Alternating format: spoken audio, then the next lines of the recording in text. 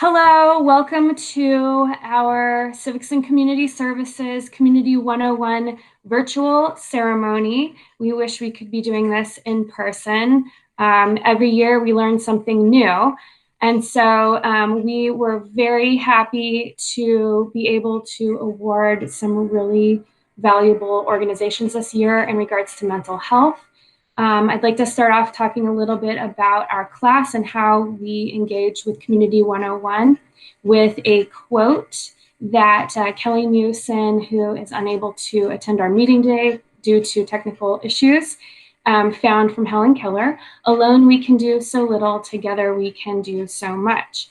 A lot of what our class does is community service and community reach out. Our mission statement this year in regards to Community 101 was that we would be addressing mental health issues in our community by supporting nonprofits that supported assistance to those that struggle with mental health issues. And so I would like to now pass it on to Kira Smith, who is going to talk to us about what we do in our class. Go ahead, Kira. This class has been a great opportunity to the community, to help the community. This year we've gotten the opportunity to work with younger students at 2 different elementary schools. We got to visit Avamere and learn about elders' lives and better connect with history. And we've been able to learn about careers that are significant to our community.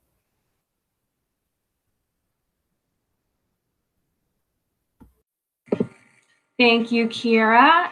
I am now going to pass it on to Sunny Kai, who is going to talk about our service learning projects that we did this year. So go ahead, Sunny.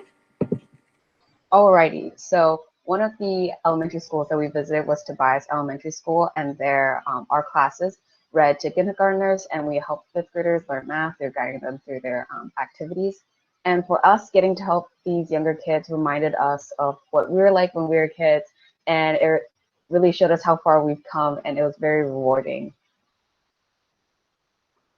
The second elementary school that we visited was Lad Acres, and I personally went to this elementary school, so it was a great nostalgia trip every time we went. And we helped anywhere from the classroom to recess and even in the cafeteria to help them socialize, and to be able to go to the elementary schools really helped bridge that gap between the youngest kids in our community and the older students in our community. And it shows that, like, to the younger kids, that high schoolers aren't scary. We're just human beings, you know? And lastly, we went to Avamere. For me personally, I don't get the chance to interact with my grandparents or people in my family that are older just because they're across an ocean. So getting to interact with the residents at Avamere was a very rewarding experience, and it really taught us that no matter what our age is, all we value is that human connection. Thank you, Sunny. I am going to talk a little bit about what we did last year in regards to Community 101. We've been really fortunate as a part of this class that it has been in our curriculum for the past several years.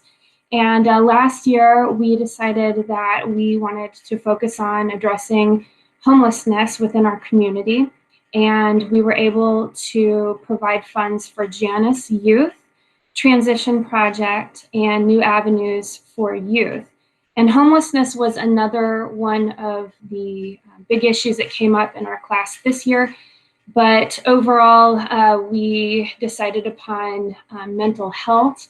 And so I'm going to pass this on now to Kira Smith, who's going to talk a little bit about how we came to deciding upon focusing in on mental health this year for our Community 101 project. Go ahead, Kira.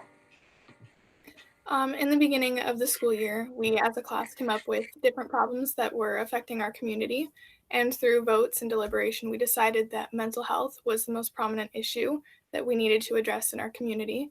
And I thought that it was really important to me personally because I and my family all deal with mental health struggles. So I felt that it was really, really important and really good that we were helping the community in that way. Thank you, Kira.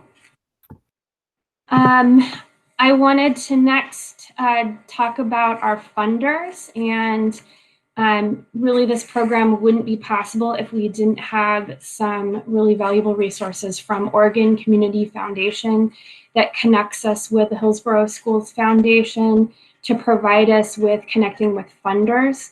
And a lot of what Oregon Community Foundation and Hillsboro Schools Foundation does really taps in with advocating for our students, as well as showing them opportunities where they can better their community and kind of give them that ownership. Juan Young Trust has provided us with $5,000 for the past several years for awarding nonprofits in our area and within our community. And Juan Young Trust really also focuses in on the value of young people and their contributions, as well as things like scholarships. And so we wanted to say thank you to Oregon Community Foundation, Juan Young Trust, and Hillsboro Schools Foundation for giving us the available resources that we need in order to carry out our program. Next, I am going to be moving on to the awardees, the organizations that we decided upon. And so I'm going to have Leslie Rios talk about Unity. Go ahead, Leslie. All right. We donated $2,000 to Unity, and Unity is a behavioral health center which will provide more educational and therapeutic services in the evenings for children and adolescents. They will support new evening activities such as yoga, creative writing, tai chi, music therapy, art therapy, games, music, and providing players and headphones. One thing we liked about this project was that it provided sometimes overlooked services for people, such as movie nights. Opportunities for enjoyment and recreation free from stress are important, and I'm glad they're working to give people access to that. And then Leslie, I'm going to have you continue on with our next organization, which is NAMI. All right.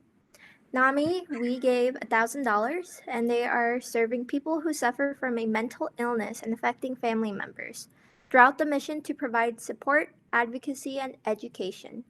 Their program, Ending the Silence, will serve to present 50-minute presentations for middle and high school students on the subject of mental health awareness. I like the idea that these presentations would be in a comfortable and in a good environmental area, such as giving these presentations out in a big group. Kiara, did you want to add on to that? The main thing I liked about NAMI was that they have presentations that address the warning signs of a mental health condition, which is sometimes exactly what people need, especially teens, which is who is being helped in this case. Okay, thank you. Next, we're going to move on to Returning Veterans Program, and I'm going to have Sunny Kai talk a little bit more about returning. So we're giving $1,000 to Returning Veterans Project to provide quality care for veterans by expanding their volunteer network to serve more post 9/11 veterans, their service members, and their families.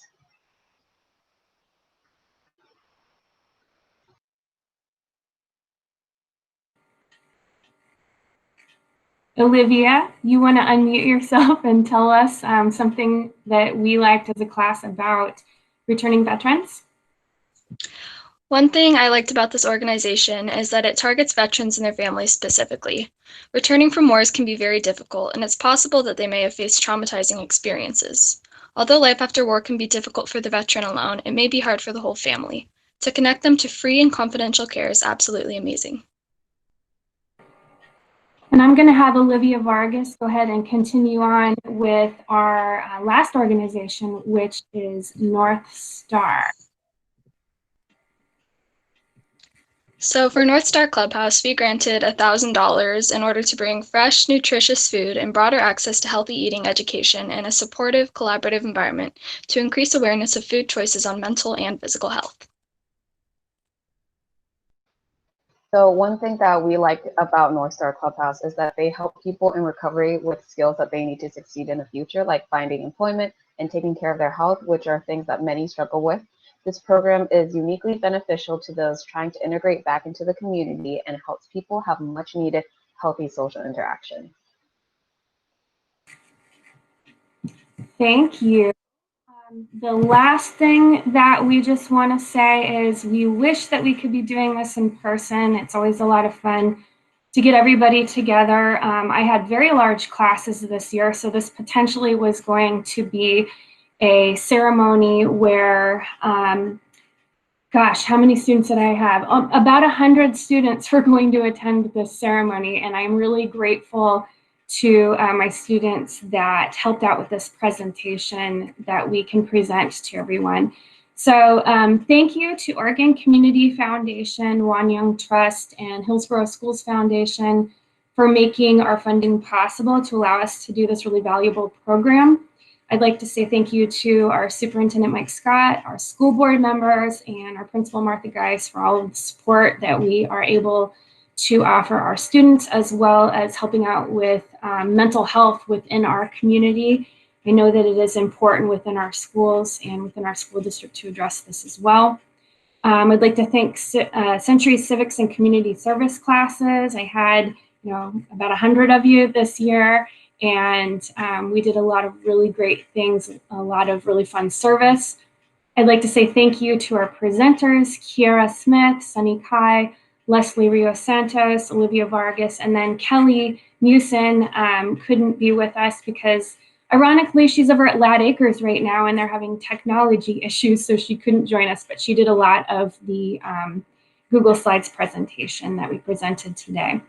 And then finally, just to say thank you very much for all of the hard work that you do, Unity Behavioral Health, Returning Veterans Program, NAMI, and North Star Clubhouse, just for really fulfilling a need that we have within our community and making this program really valuable. So if everyone would like to unmute, we can all say thank you and goodbye to everyone.